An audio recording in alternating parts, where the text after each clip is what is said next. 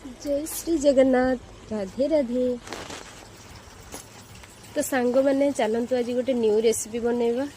समस्ते तो आलू पोटल नड़िया रस देकी बनई एमती प्लेन भी बनई जो मैंने साधा खाती से मैंने भी बहुत प्लेन बनई।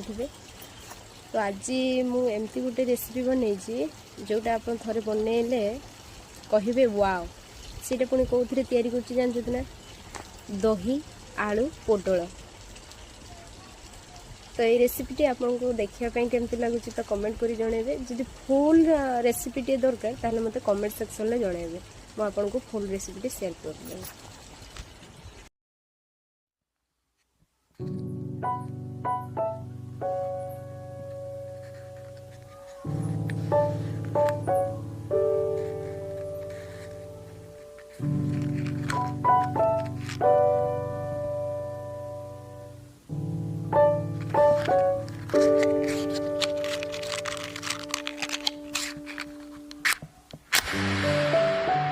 रेसिपीटी भल लगी लाइक कमेंट सब्सक्राइब करेंगे।